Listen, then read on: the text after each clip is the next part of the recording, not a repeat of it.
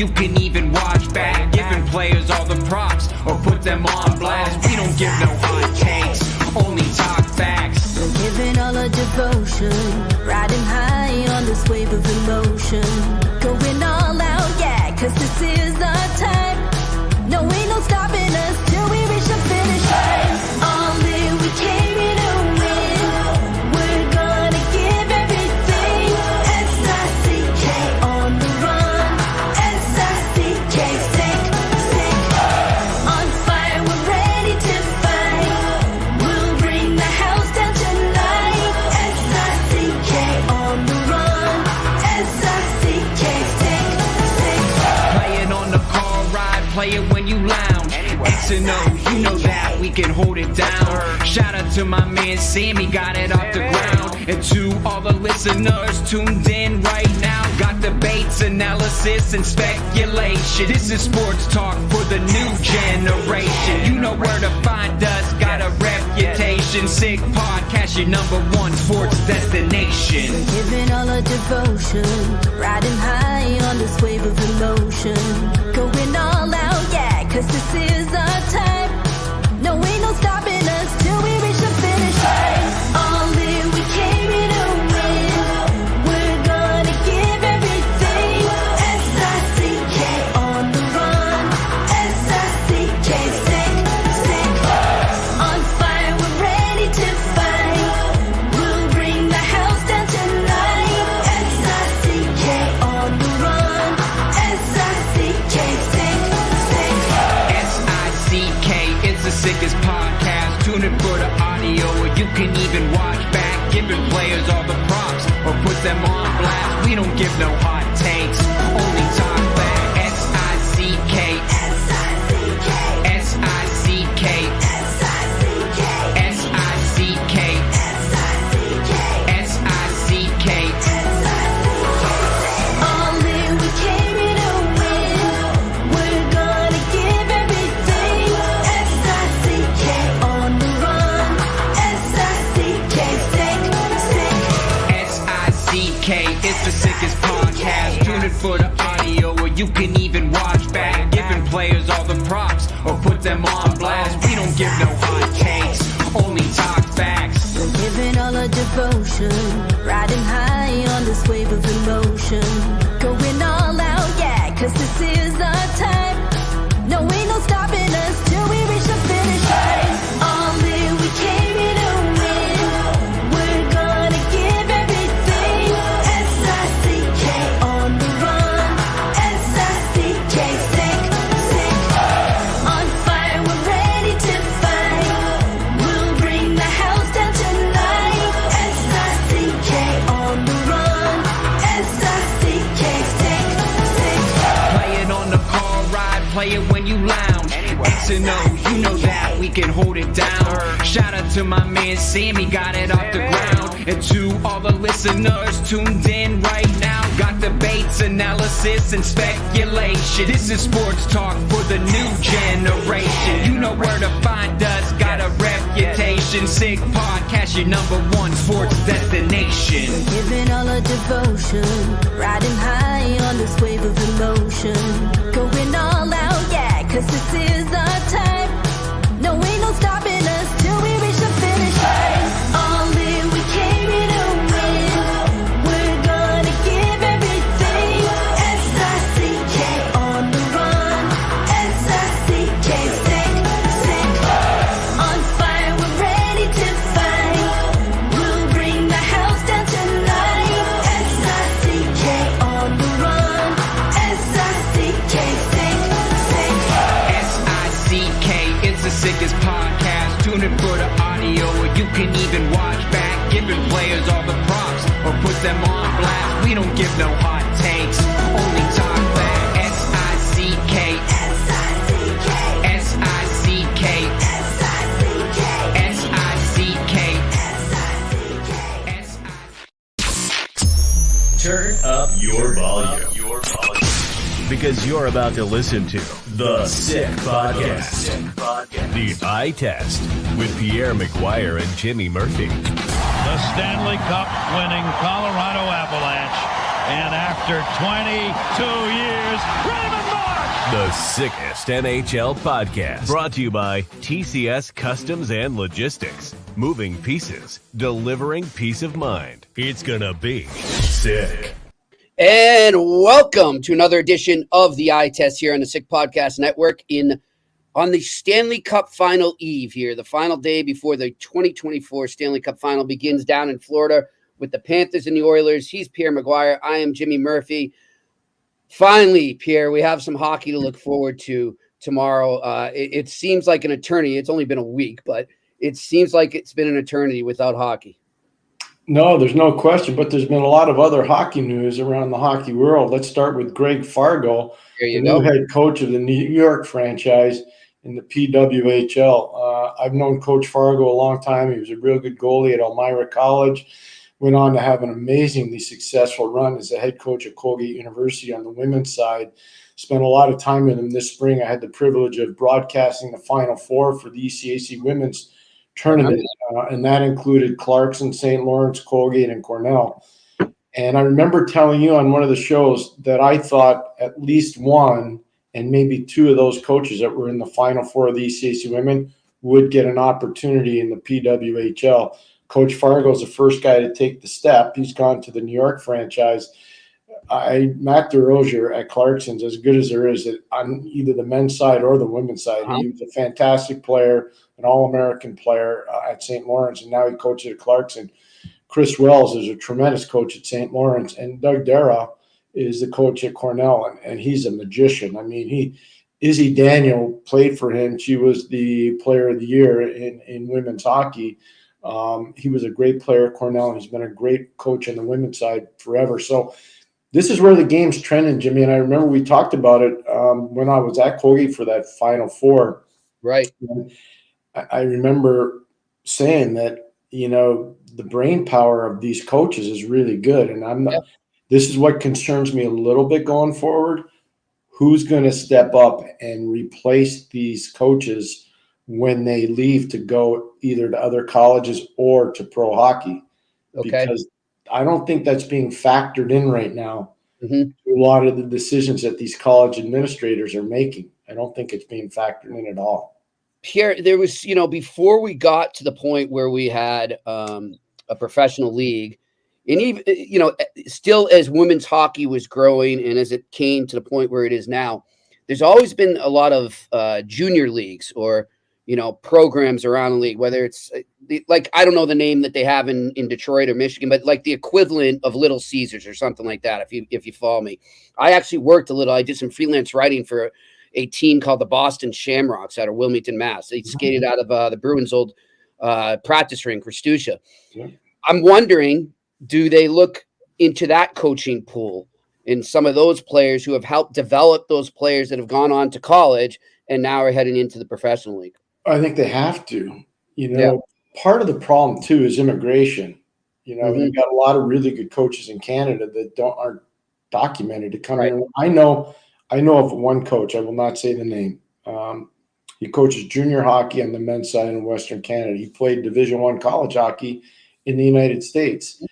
I know he's been interviewed by probably 3 or 4 different colleges, maybe more than that, but just the ones that I'm aware of. And when it comes to, in the interview process, it comes to what's your immigration status? He says, well, I'm a Canadian, undocumented in the States. I don't have the ability to work. It ends. Wow. So this is where I think you got to be careful on the women's side too. You got all these really good coaches, unless they're married to an American or they have previous green card status or something else, they're not going to get in that easy. So it shrinks the pool. It's to your point, Jimmy. The pool's been shrunk pretty much, but I would tell you that the New York team got a really good coach in Coach Fargo. And this is, again, we've talked about the ECAC. Doug Christensen's a new commissioner there. He's done a magnificent job. He's only been on the job for 1 year. The women in the ECAC can play against any women's team in the country and have a legitimate chance to win the national championship. They're building on that. They're not looking at that as a liability. They're looking at that as a positive to build their league. Right. I think if the guys are smart, they're going to follow in suit in terms of what the women are doing at a lot of these Ivy League schools and these ECAC schools. Good stuff. Good stuff. We'll keep an eye on that as we go on. But let's get to the Stanley Cup final here, Pierre. And, earlier this morning we were chatting, just getting ready for the podcast. And I brought up to you, what a valuable experience this must be right now for goalie Spencer Knight on the Florida Panthers. Sure, he's not playing, but he's at every practice. He's around the team as they travel, and they're in that playoff hockey mode. And, I just wanted to kind of get your take as a former coach. You can draw an analogy to some players you might have had, what that does for a young player, even if he's not getting in, just to have that experience of what playoff hockey is about. It's really important. We've talked about it a lot. Everybody thinks they know what it is to get to the Stanley Cup final. And you're hearing this more and more now from people that have actually been there. Right. The first time you go, you're like, I thought I knew what it was. Yeah. But I had no idea. And so this is invaluable. It's priceless experience. Mm-hmm. And, after the first time, you heard Scotty talk about it yesterday. Yes.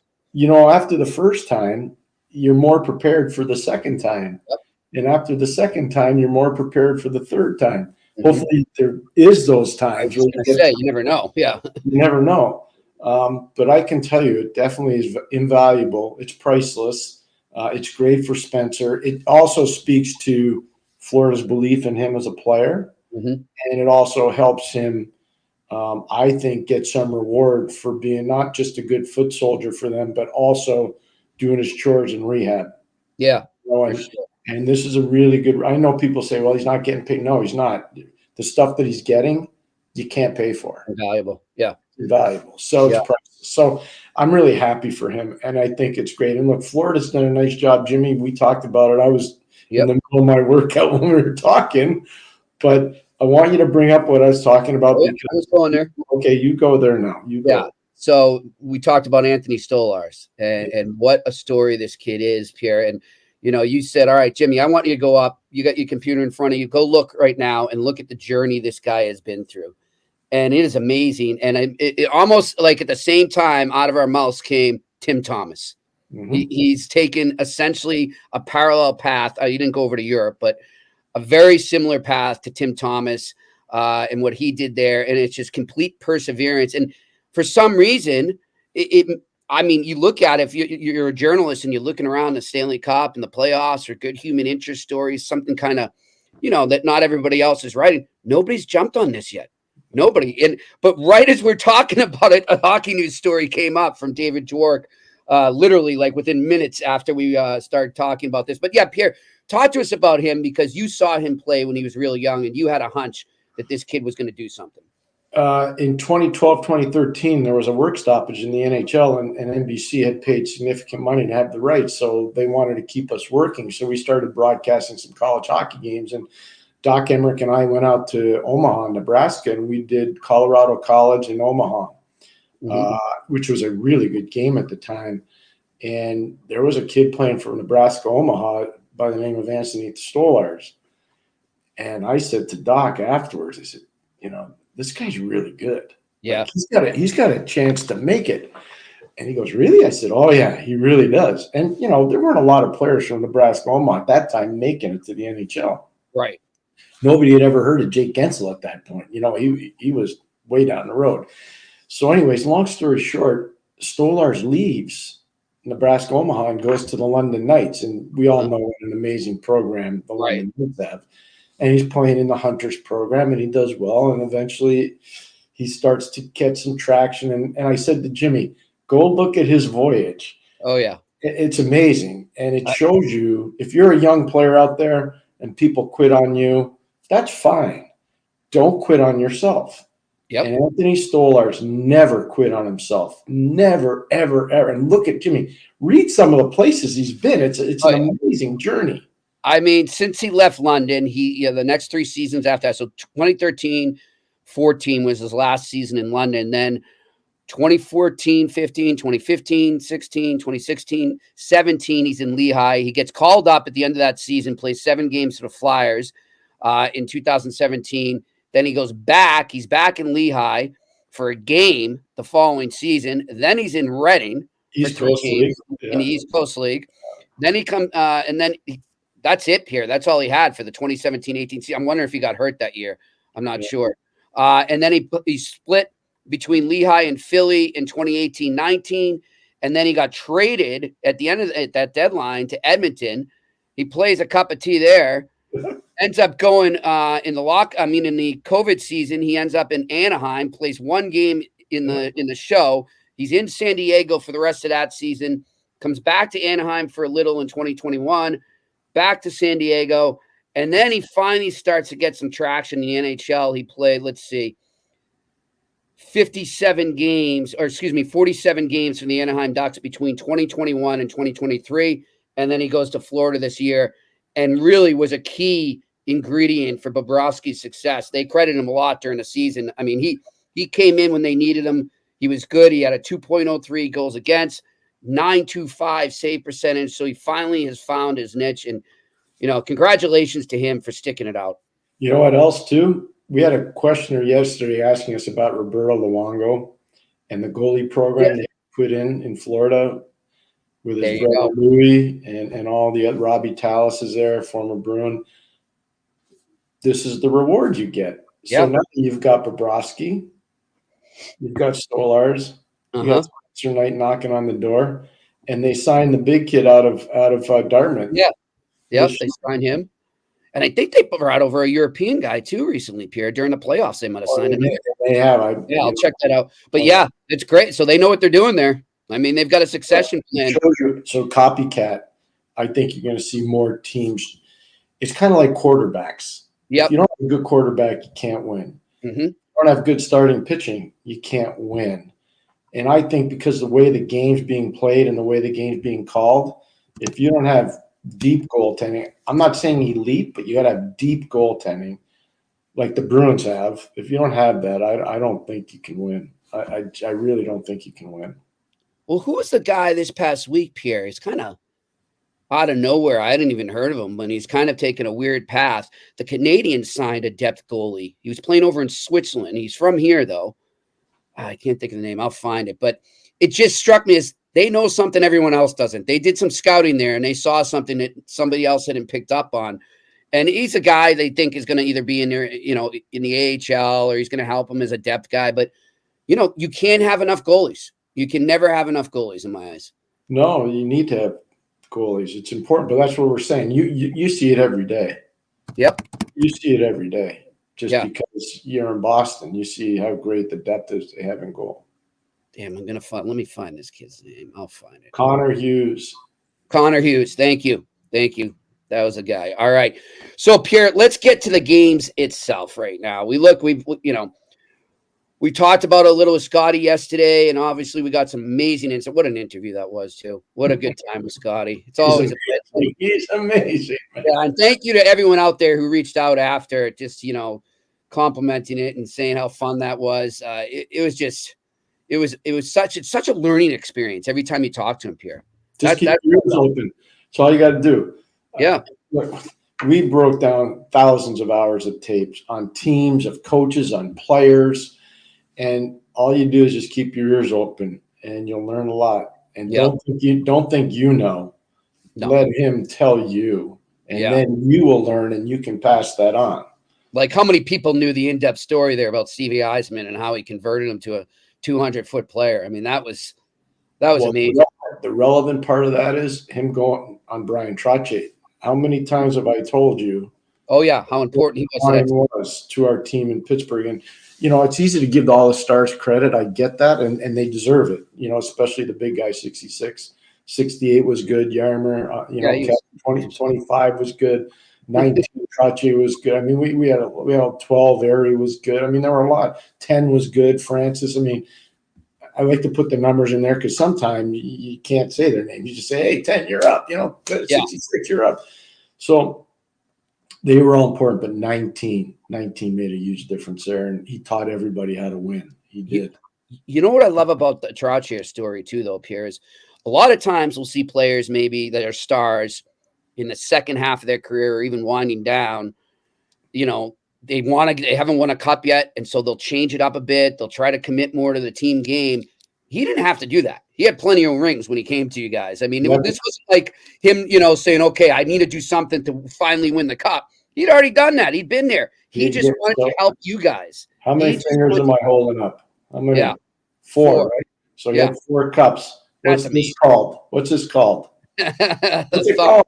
A the thumb. 5th cup. Yep. So, no, you know what his line was? 1 for the thumb. Oh, wow. 4 and the 1 for the thumb. That was Brian's line. I love it. And it resonated. But this is what I'm telling you. I'm taking you inside where you need to go. Yep. It resonated with our players. It resonated with our office staff. It resonated with our trainers. Everybody. 1 for the thumb. Yep. It was graphic. It was poignant. It mattered. Mm. And the guys were like, whoa, this guy's got 4. He wants 1 more. Not by any means. I'm going to try and dovetail this into the Oilers. So not by any means am I putting him on the same level as Brian Trottier. I'm just talking about experience, been there before, understands what it's like in a Stanley Cup final. Corey Perry right now. Yeah. How valuable can his experience be to that locker room right now? Well, today's where it matters a lot. When they got on that plane and had to go from Edmonton to Florida, it matters. Yep. He can. It's becoming real. Yeah, because he's got the street cred. He's got the experience, the on the ground training. It's like Paul. Paul Coffey's got massive experience, not as a coach in this, but as a player. Right. Massive Stanley Cup experience. So that's going to matter. It's going to matter a lot, especially when you look at the staff that Paul Maurice has. Jamie Compon, people don't talk about Jamie. Jamie won Stanley Cups in Chicago. He knows how to coach. Yeah. Not like he's a neophyte that doesn't know what he's doing. I'm glad you brought him up, too. Another guy who kind of goes under the radar there. That's, again, there's certain things you got to pay. This is a Scotty Bowman. Pay attention to every little detail. There's no detail that's too small. Exactly. Everything matters. Every little piece. Every piece of the whole puzzle matters. And you got to make sure you pay attention to it. It's invaluable to have that experience. You need to have it to be successful. And on the Corey Perry front, yes, World Junior Gold, Memorial Cup champion, Stanley Cup champion. So 05, he does 2 of those things. Okay. Then 07, he wins a Stanley Cup. Yep. You start looking at all the winning that he's done. Lots of winning. Yep. And, not to be negative, I'm spinning this as a positive. He's also felt the pain in the final as well. I mean, he's only won once. He's been there 4. So to be able to have that experience of feeling the other side of the Stanley Cup final, that has to be valuable too, Pierre. I would imagine, where you can convey to your teammates, be like, listen, guys, it's 2 extremes. Like, you're going to either feel this or you're going to feel this, and sort of help them understand what's right there in front of them. I remember when we won in 91 and leaving the rink and getting on the bus to go to our plane back to Pittsburgh. We went out that night. It was late. We got back to Pittsburgh really early in the morning, I guess it was. But I remember only go to bed 2 days later. Sleep going on. That's all right. Those are the days you don't want sleep. Exactly. And I remember sitting with Scotty and talking to him on our way to the plane and just saying I would never want to go through that whole experience and lose. Yeah. I would never want to experience it. He said, I've been through it. He says, I went through it 3 times in St. Louis. It's awful. It's not good. Oh, yeah. I thought the first thing I thought of, and it was really a classy move, I thought of what the guys who had done all the work from Minnesota, they had a really good staff led by Bob Gainey. Bob Clark was their GM. Craig Button was a scout there. He was just cutting his teeth as a scout. He was really good at the time, too. He did a great job. And I remember getting a really nice handwritten note from Craig. So this is before email and all this stuff. And just congratulating us. And I sent him a note back. But it showed that the respect was there, having gone that far, but losing. He still had the chutzpah, the gravitas to send a note. So I really respect that. So it kind of taught me another part of it, part of the business. And I always remembered that and I think it's important. I think it's really important. For sure. And one thing I always recognize when I'm in those scrums or in those press conferences or just around the dressing room of the losing team, I've been there twice with the Bruins in 2013 and in 2019. Pierre is like, these guys, and you could speak to this much better than me, but just the feeling I got was that they were in this moment where everything they had worked for to get to this point, it was like their life was coming full circle, and they're in this moment. I just don't know how they play through it. That's my biggest, I'm just amazed, because you have to be feeling that, right? You have to be having these thoughts of going to the rink at 5:30 in the morning with your dad, when you were 10 or 11 or 12 and thinking someday I'm going to play in the pros, but not really knowing if it's going to happen. And then all of a sudden, here you are, and you're standing in the Stanley Cup final. How do you stay in the moment in order to play and not let all of those memories, all those feelings crush you, so to speak? Everybody's different. Uh-huh. There's no one size fits all. Some guys, it's easy. 66 in Pittsburgh is easy for him. Yeah, he was just in the zone. He went to a different level. Mm-hmm. Other guys had to grind. I'll never forget, and he's a good friend of this show, and he's a good friend of both you and I, Mark Recchi. Oh, yeah. In game one of the 1991 final, he had a tough game. Uh-huh. He was falling all over the ice, and Bob Johnson was really ticked off. I remember we went into a meeting afterwards saying, "What's wrong with your pony?" Because that's what they used to call Recchi. I really thought the world of Mark, and I used to brag about him all the time in our meeting. "What's wrong with your pony?" So I said, "I don't know. I'll go talk to him." So I talked to him, after practice or whatever. I said, "What happened last night?" He said, "I was trying on new skates. I was wearing new skates." And so I said, "Maybe you should go back to your old skates." Yeah. I don't know if he did or didn't. He eventually had an amazing, he had a great final, but game one was tough, and we lost. So that year, the 91 year, Pittsburgh lost every single game one. They lost to Jersey in the first round. They lost to Washington in the second round, Boston in the third round, and they lost, obviously, to Minnesota in the fourth. They lost every single game one. That's unbelievable that they were able to overcome that. 2 to Boston. First 2 to Boston. We're down 0-2. That's where the famous Kevin Stevens, Joey Mullen meeting, that was priceless. I wish, we were talking to, I think it was Scotty the other day. I said, I wish we would have taped some of these. Oh, yeah, I was thinking the same thing just now. Imagine if they did what they do today. For people to have heard. Oh, yeah. Now they put the cameras and the microphones in the dressing rooms, and they hear these coaches speak. Yep. Those are vanilla, man. Yeah. Compared to what Joey said and Kevin said. Here's the deal, Pierre, and I think you'd agree with me. I think it's vanilla because they know it's there, and they don't want to let off anything. They're worried about keeping it PG or whatever.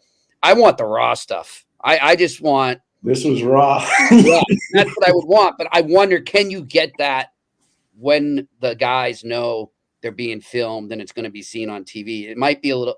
You think about it. Yeah, I don't think the filming part it probably wouldn't have worked, but just to tape it so you could hear the audio. That would be good. The audio was priceless, and it was just guys fessing up, saying it shows you how vulnerable they are when they want to expose themselves and they're vulnerable. Yeah, they can create a lot of positive or negative depending on how the guys receive it. Yeah, they're guys, but the way Kevin spoke and the way Joey spoke in that moment, I keep telling you all the time, it's one of those you never forget. Never forget it. You never forget it because it really impacted a lot of guys' lives. Yep. We end up going on and beating the Bruins 4 straight and eventually go on and win the cup. Look at all the guys in that team whose lives were changed. Oh, yeah. By just coming back in that series. I tell the story all the time about Randy Gillen. Randy Gillen won 15 faceoffs in a row in game 3 of that series with Boston. 15. That's insane. That's like who's the guy in Florida that did that to the Bruins? It's like you were texting me like, what is going on here? Who the hell was it? Oh yeah, you remember though, right? There's somebody who was Pierre. Let's connect the dots here. Then you talk about moments, and we can talk about this all we want because I don't think it can be talked about enough. Is that Connor McDavid moment when he took that question? Mm-hmm. That could be something if the Oilers go back to win this cup. Yep. they're going to look back on that when they're making their DVD or whatever they do now. And I don't even know if they have DVDs. When they're making their video, when they're doing that and they're documenting their trip to the Stanley Cup, that's probably going to be one of the focal points, saying this is where it happened. This is where we rallied. And I would agree. I mean, yeah, you have to focus on that. And it's amazing to see, to me, Pierre. I know he's the best player in the world. I know he's one of the 5 most skilled guys ever. Nobody's disagreeing with that. But we didn't know just how much of a leader he was. And that's not to knock him. We just didn't know, right? Because we don't see it. He's probably done tons of stuff behind the scenes that we haven't seen. But publicly, to see it and just it like you said, it resonates. Those are the moments that resonate and carry a team. So I'm interested to see how he continues to do that. Maybe Draisaitl, guys like that haven't been. This is a different thing now. Like you said, this is a whole different ball game when you're in the final. How they react to the level that it's going to right now. This is going to sound crazy, but when you were just saying that, I was thinking of different superstar players that I got to know over time. And they were similar in terms of their perception in the media and in the public because they were quiet. Mm-hmm. And the number one guy that comes up to me is Joe Sakic. And he got the nickname Quoteless Joe because he just didn't want to talk to the media because he wanted to focus on being that great player on the ice that he was. And I would tell you this right now. They won in Colorado, and he was a major reason why. Yep. A major reason why. So a lot of respect for him, tons of respect for Joe Sakic. And I see Connor McDavid do that. And I remember saying to you, and I know I've said it on a bunch of different shows, that was his Bob Gainey moment. Yeah. And Scotty talked about how important that was great. He went right to Bob Gainey. You didn't even prompt him. He just went right to it. Right to Bob. And again, Bob mattered a lot in Montreal. He mattered a lot in Dallas. He mattered a lot in Minnesota. Bob mattered because when Bob spoke, people listened. Mm-hmm. And he made a big difference as a leader. And I think what Connor did, that was his Bob Gainey moment. I really believe it. By the way, I love having hockey conversations with Bob Gainey. Just when the recorder's off, the cameras are off. I've had a couple of those when I up in my days in Montreal, and it's very enlightening. It really is. And he's like, and then I see the way the players or the other alumni kind of look at him, and I just knew right away. I'm like, wow, this guy's special. There's something about him. Oh yeah, he's a winner. That's what he is. People look at that draft, Scott, I wish Scotty would have talked about it, but I will say this right now. Everybody gives a Canadian scouting staff all this credit from the 50s and 60s and 70s in particular.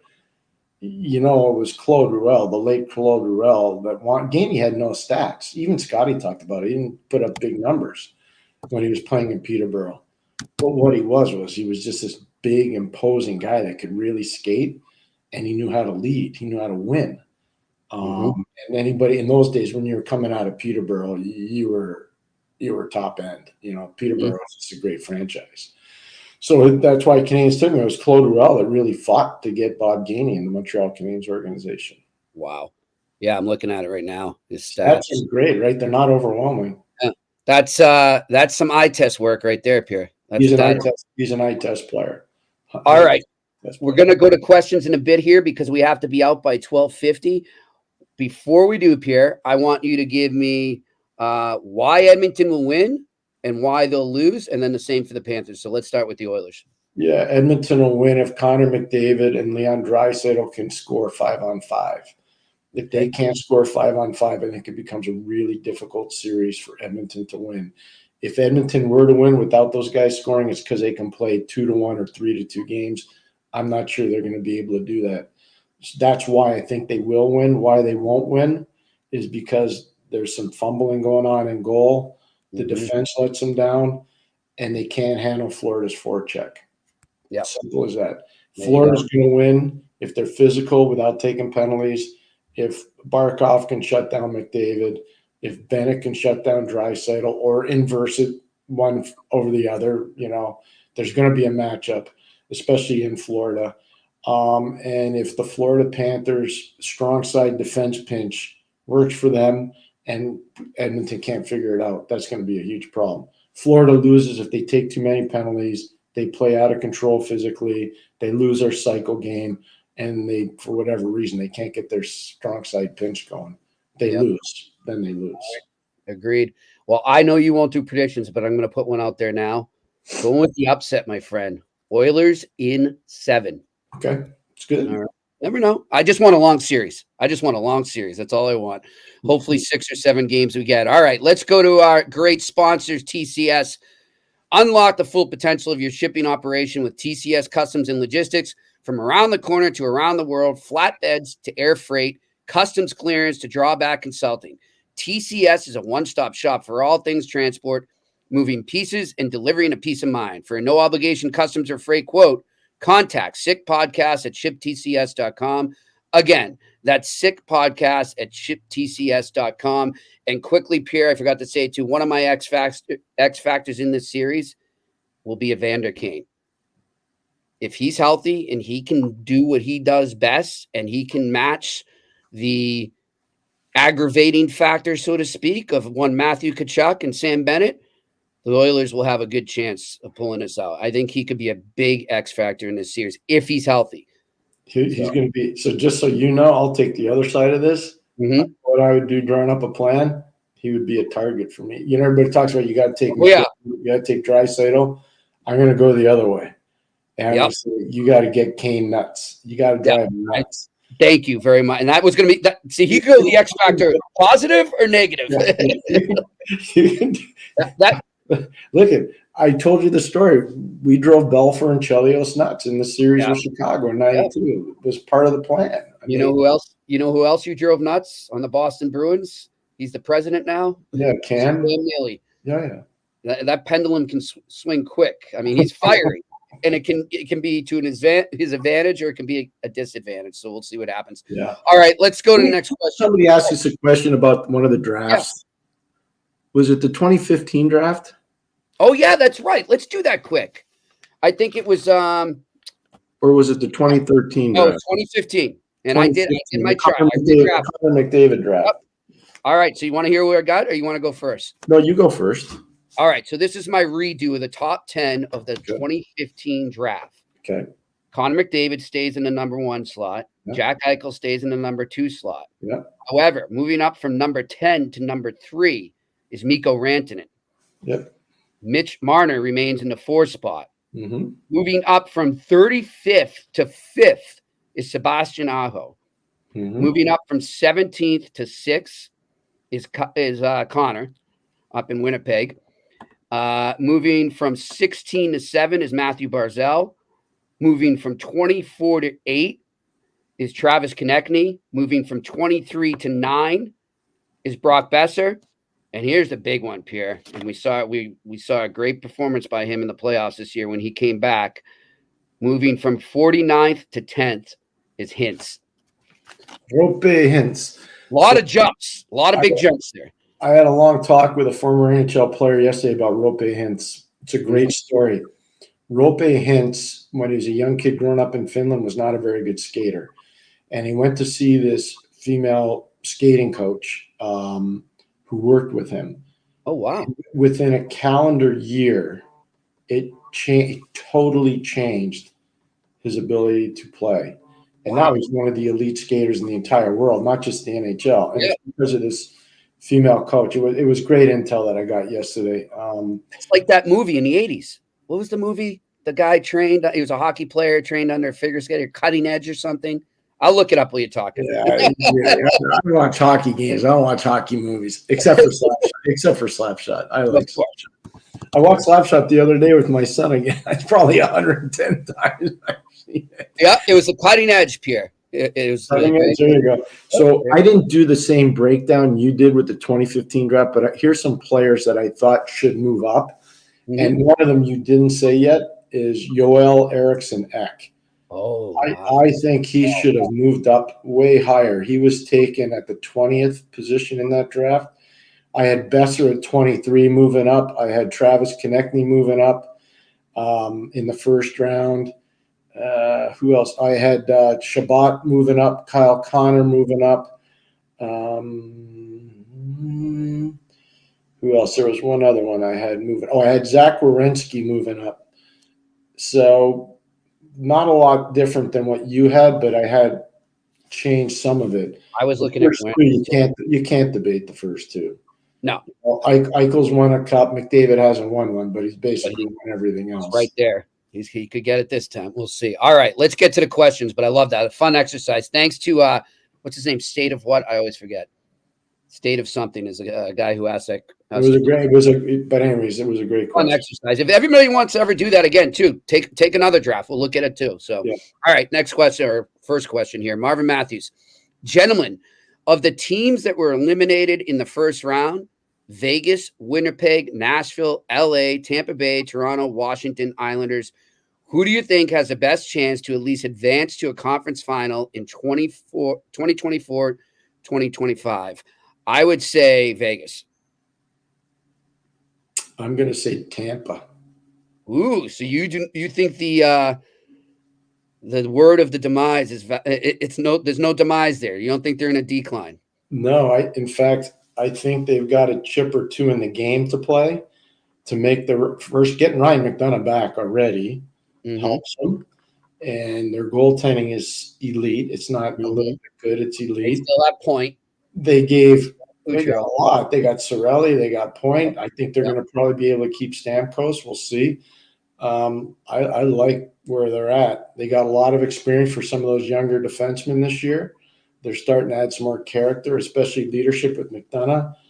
I think Tampa, and you can ask the Florida Panthers. They might have won in 5 games against Tampa. That was a hard fought. That was a 9-game. That was a war. That wasn't 5. That was a 9-game series. So of all the teams that have played Florida so far, Tampa gave them the hardest run. Yep. And that was in the first round. So I think they could get to the conference final. Right. I'm not disputing Vegas either, by the way. Yeah. Because it's an apple and orange. One's in the West, one's in the East. Yeah. I think Vegas could too. I do. I think off-season wise, you're going to have to decide, they're a little bit older on defense. Obviously they'll have to make some decisions there. And I still think they got to find out about their goaltending. What do you think about Marchessault?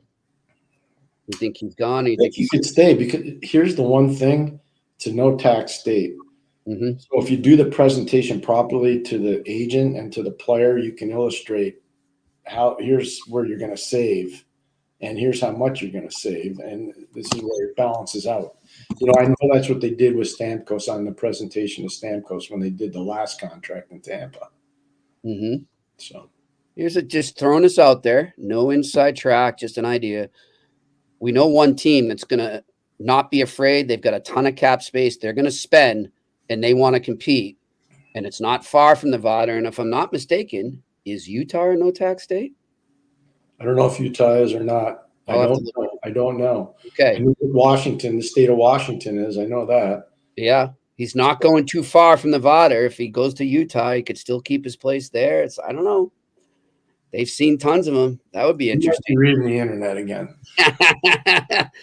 Not yet. But by the way, though, watch Utah. I'm telling you, they're going to do some stuff. Yeah, I think they have no defensemen, Pierre. They have no. Some of you just pointed out there in the comment section. They don't have any defensemen right now. I'm going to double check. Let's see. They're not terrible on defense. I don't think they have anyone signed though, Pierre. Oh, that's what you're saying. Anyways, all right, let's go to the next question. I'll look that up after. Jeffrey B. Utah, there we go. Currently has no defenseman signed for 24-25 season. If you were rebuilding this defense core from scratch, who would you target from free agency or a trade? I got to look that up. I'm going to look it up too. I want to make sure. I need to look that up before I'm not going to comment on someone unless I know. Let me just see here. So he's saying they have no players signed on defense. That's wrong. No, well, okay. So technically he's right, but they've got 3 RFAs. Yeah, they've RFAs, but that's it, Pierre. They do only have 3 RFAs. Is going to stay. Dursey's staying. Kesselring's staying. Soderstrom is staying. I believe he'll stay. I mean, he's not going anywhere. He doesn't have the numbers. UFAs. Moser's a great guy too. Nobody talks about him. Great pickup. I mean, great non-player. I want to make sure I give a good answer. I just want to make sure. Yeah. I'm looking at it too. I think they do something with their goalies too.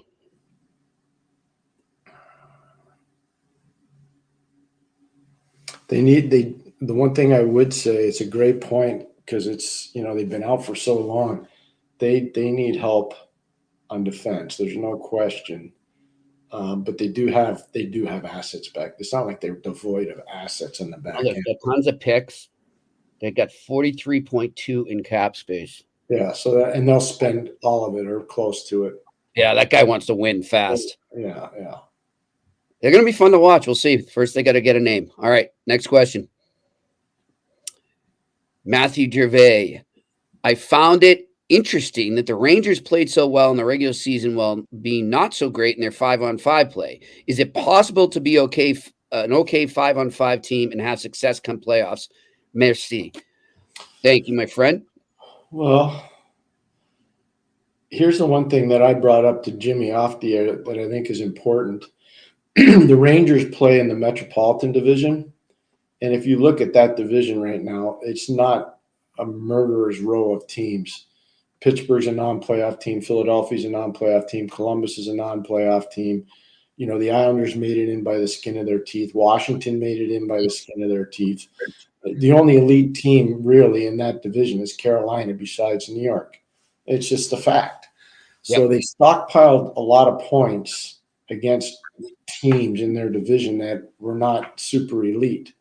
So I think that's something to pay attention to too. I do think the Rangers had a lot of injuries too, Jimmy. We talked about that today when we were off the air about their injury situation in the playoffs, which is something we had brought up. We addressed on our shows.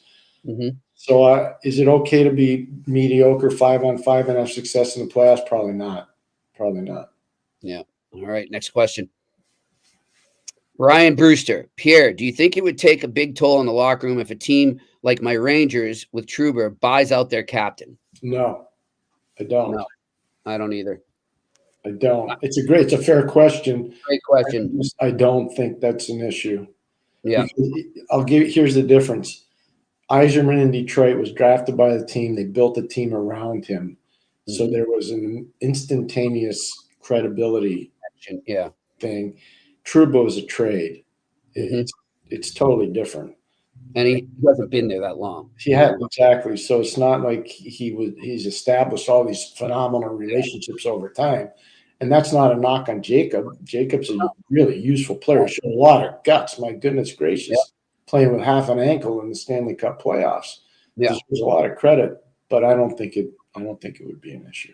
All right, next question. Samuel Mate. Good afternoon, Pierre and Jimmy. How do you see TV viewership performing for this Stanley Cup final? So in Canada, I think good. Mm-hmm. I think Canada will be good. If it gets off to a sluggish start, I think it's not going to be good in the States. It's got to get off to a good start. They got to gather some momentum. This 1 week break hasn't helped. Jimmy, how much time I spend in the rink here? Nobody's even talking about and these are hockey people. Nobody's even talking about the Stanley Cup playoffs. It's Boston. Now I'm in Boston, to be fair. It's Celtics, and more Celtics. Yeah, because the Red Sox are starting to get a little bit of traction, but again, it's Boston. So that market is probably lost to a major portion of the ratings. I'd say Detroit is probably the same. Mm-hmm. I'd say Minnesota's probably a little bit the same. So now you've got the three in Michigan. You got Michigan, Minnesota, Massachusetts. Those are the three big M's. I can't think there's going to be massive audience in New York State. I just can't. So they got to get off to a good start in the series. Yeah. Something has to pop to make it appealing. That's what I was just going to say. They need some kind of intriguing moment to happen. Yeah. To grab it. And look, in our state, in our culture right now, everything is recency bias, right? Everything, people move fast to the next topic. And like you made a great point, them being off this long, some people are just like, all right, hockey's done until September for me. Here's the one thing at NBC we learned when we had the pod the first time around with COVID, they realized summer hockey doesn't work. Yeah. They wanted it to work, but it doesn't. Ratings wise, it doesn't work. And the longer you go into the summer months, and I know summer hasn't started yet by quotation, it has though. Once school's out, summer starts. Once colleges have graduated, summer starts. Pierre, I saw this. This is just a crazy, interesting question. No, I saw somebody ask this on Twitter. So I believe Game 7, let's just look it up here, is the Monday before the draft. 24th. I know I'm going to be at the Hall of Fame that day. Okay. So it's 24th. So here's my question, right? The draft is the 28th and the 29th, right? But usually teams want to get there that Wednesday or the Thursday at the latest. If the Stanley Cup winning team, so let's say they go 7 games, let's say Florida wins it in 7, right? Yeah. And then, they're going to take a day off, right? They need to just breathe for a bit. And then that Wednesday is probably going to be their parade or celebration, right? Yeah. Is that enough time for the management staff and all that? It doesn't matter because everything's already set up. If you're not prepared for the draft right now as an organization, then you should fire everybody. Yeah. Okay. You've already had massive meetings. You've probably had 5 different lists presented, maybe more. Every team does it differently, but you should have a final list by now. I know the combine's still going on, and that'll adjust the list a little bit. But this is the biggest fallacy of all. That everybody, this GM's drafting record is this, and that. The GMs are drafting these players. Exactly. Okay, that's why we continually talk about the importance of the scouts. Mm-hmm. Does the GM get the final say more times than not? He does. But I can tell you, I worked for one of the best GMs in the history of the game, Craig Patrick. Mm-hmm. He would defer to the amateur scouts if it came close in a meeting. Now, here's the difference. Craig had some guys he really trusted on the staff. Of course, yeah. And so those guys had more leeway than other guys that he didn't think were as good. So that's where the magic comes in for the managers, how they value their internal people. Mm-hmm. Is Jimmy better than Pierre? And if he thinks Jimmy's better than Pierre, he's going to listen to Jimmy more than he's going to listen to Pierre. Yeah. And that's just, do you know what I mean? That's how it works. Yeah. By the smart guys. But if your list isn't done by now, then you should probably not have a job. And how valuable these pro scouts going to be too, considering free agency starts the Monday after. The pro scouts matter, but Florida's Exhibit A. We got a lot of questions. We're going to answer them all. I just saw that. Sammy's giving us a warning here. Let's go. Rapid fire. Matthew Gervais. Montreal doesn't have a lot of pressure to win games at this time, but that will change at some point. How difficult is it as a coach to change the approach from developing to putting a team together to win? That's a great question. It is. And in Montreal, every day is like the Super Bowl. So it doesn't change much for Marty. I think, and Jimmy, you talked about it. We talked about it today together before we came on the air. Managing organizational expectation is huge. So that's the key for Marty, is not going out and making grandiose statements in the media like some other NHL teams are doing, which I'm like, oh my God. I said to Jimmy, don't say the name. I said to Jimmy, these guys are getting it wrong. They're going to be in trouble next year. They're going to be in big trouble because they're making promises outside of their confines of their team. They're not going to be able to measure up to the promises, and the fans are going to get ticked off. Yeah. Yeah. So Montreal's doing that really well right now. They're doing it great. They're doing it. Quick question. I know we're going to move quick. If you were a coach and you're in that situation where your team's doing that and you know that they're doing it, it's not the right approach, do you go to management and say anything, or is it not your place to do that? No, I think it is, because you manage the message after every game and between games. Your job is as an asset manager, so you got to manage the message too. Okay. So you don't have to yell and scream. You're just going to say, "Look, I'm trying to take the heat off of these players, so I think it's better that we make it. Let's undersell and over deliver at the end. Let's just do that." I love that saying. All right, next question. Randy Workman. Jimmy, I hear the Bruins do not want to trade Ullmark to Eastern teams. Is that true? Randy, yeah, I mean, it's true. They definitely don't want to, but it's probably going to come a time they might have to. That might be considering his no trade list. They just might not have a choice if they want to get it done. All right, next question. Thanks for saying that, Jimmy, by the way. Great point by you about the no trade, because people forget that. Yep. Yeah, he determines that a lot. All right. Brett Favre. How do teams manage the lengthy air travel? Is it an issue at all? Pierre? No issue at all. It's easy. They're flying on planes that have all first-class seats. Their meals are phenomenal. Their hydration systems are tremendous. These guys are traveling 2 days before. Look at minor league teams. Sometimes are taking 12 to 15-hour bus rides, and they have to get off and play. Yeah. So this is not a big deal. And I know I looked at the list. I talked to Jimmy about this, and it's not about me. It's just my experience. I think we saw the top 10 longest series. I've done 6 of the top 10. Yep. And it was no problem. Now I'm not playing, but broadcasting when you're preparing for it, you're still doing it, and it's at the end of doing a game every night for 3 rounds. So there is some mileage, there's some fatigue, but it's not an issue. Yeah. All right. Next question. Marco, would you bring back Jake G if you were Kyle in Pittsburgh? The answer is yes, 100% I would, but I just don't know if that ship is sailed. I think that ship has sailed. I'm just going to say keep an eye on the Red Wings with him. That's all. Well, Red Wings are good. I saw somebody speculate Chicago. Mm-hmm. That was great. The Minnesota kid. What happened? I'm just asking the question.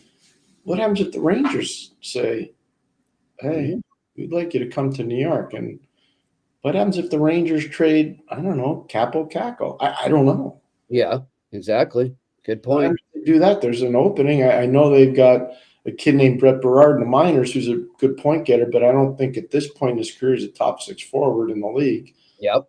But who knows? I was surprised they didn't get him at the deadline. I thought they would have been a great fit for him. I don't think they had the room. They don't have the room. That's it. All right. Next question. Alex Ivanovsky. What's up, Alex? McDavid versus Barkov got me thinking. I often hear that players like Barkov and two-way players lose out on points because of the way they play. Is that true?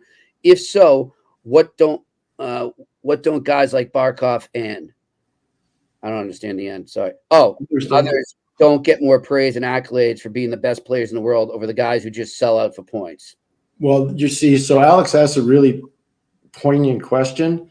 So the fans and the people that run all the media sites, they want the points because it's easy to sell the points. Yeah.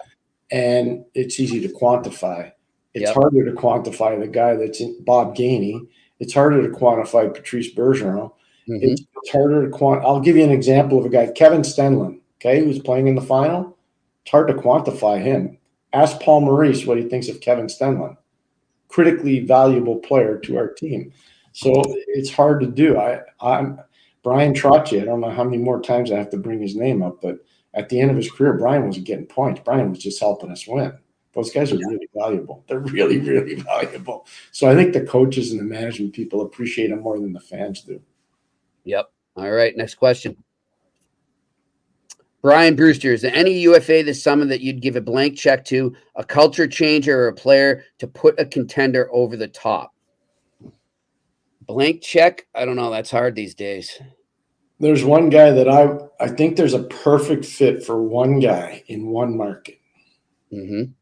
I'll say the team, and you tell me if you can think of the player. It's Toronto, and you have to tell me if you can figure out the player.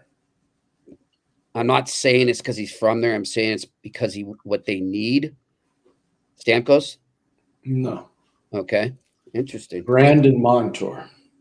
Oh, yeah, that's right. You mentioned that last week. Brandon Montour on Toronto. Oh, my God. Imagine him.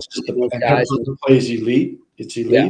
So if you really want to copy a team, and I think Toronto is Edmonton of the East, that's how I see them. Edmonton has one thing Toronto doesn't have on the power play.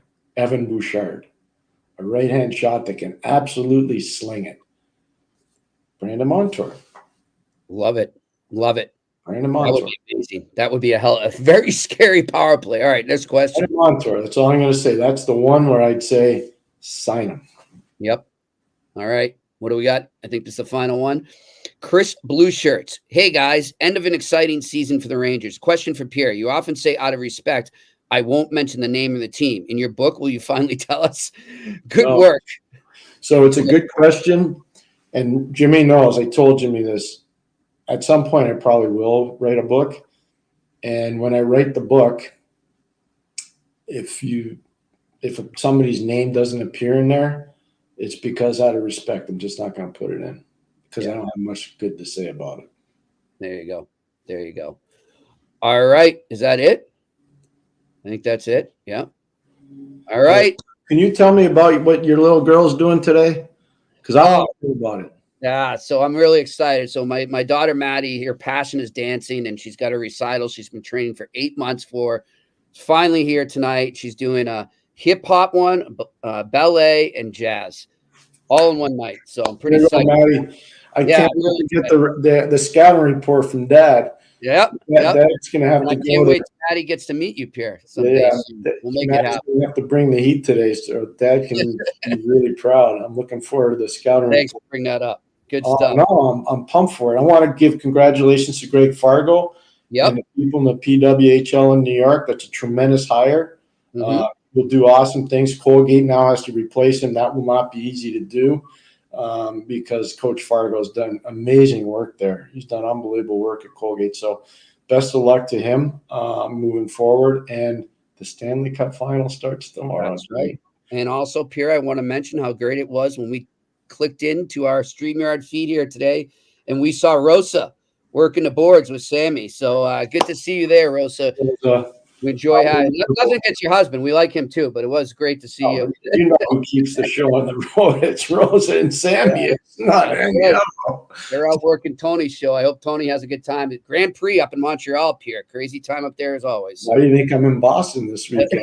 Stay the hell away from there, right? I sent my wife up on Wednesday. I said, "You go up north. I'm staying here because I got to train the guys at the rink." I never understood it until I started going to Montreal more and living there. That city gets turned upside down. The Grand Prix is amazing. It's an awesome experience. Anybody that you really want to see a cultural experience in Montreal, go to the Grand Prix weekend. We had so much fun when we were living in Montreal. You know, I grew up there, obviously, but my wife and I would go a few times. I think my wife probably went 12 times. I probably went 2 or 3. But it's an awesome experience. It really Montreal in the summer, to me, is one of the best places to be. Pierre, the way they shut down all the side streets crossing over Rene Levesque or St. Catherine, and there's music out in the streets all the time for free, like really high-end bands just jamming out in the street. No, they're your spot, Ziggy's, is really good. Oh, yeah. Yeah. Ziggy's is good. We got to go see Ziggy's sometime. We got to go up this summer. One thing, just on a bucket list thing, there's one thing I really want to do. I've been to the Super Bowl. I've been to the World Series, like coaching a Stanley Cup final. Done a lot of cool things. Olympics, calling Olympic gold medal games, all that stuff. I want to go to the Indy 500. Ooh. I watch the Indy 500 every year. I've been watching since I was a little boy. You know, AJ Foyt, Al Unser, you know, all these amazing Mario Andretti, all these amazing drivers. I just want to go to that event once. I watch it on TV all the time. I'm like, wow, that looks so amazing. Your buddies at NBC got it now. I've already talked to them. But we got hockey going on, you know. We'll make it happen sometime. All right. I talked to Sam Flood. I said, I want to go to the Indy. We'll make it happen. That, and we're gonna take one off my bucket list. Going to Ireland next November. Yeah, for the friendship series. That'll be good. Yep. All right. Thanks to our listeners and viewers, and thanks for all the questions. Thank you for the kind words from Maddie, Pierre, and thanks to our production crew. This has been another edition of the Eye Test on the Sick Podcast Network. Enjoy the Stanley Cup Final. And that's a wrap. Hope you don't miss us too much until next time. Follow the Eye Test with Pierre McGuire and Jimmy Murphy on YouTube, Facebook, Google Play, and Apple Podcasts. Brought to you by TCS Customs and Logistics. Moving pieces, delivering peace of mind.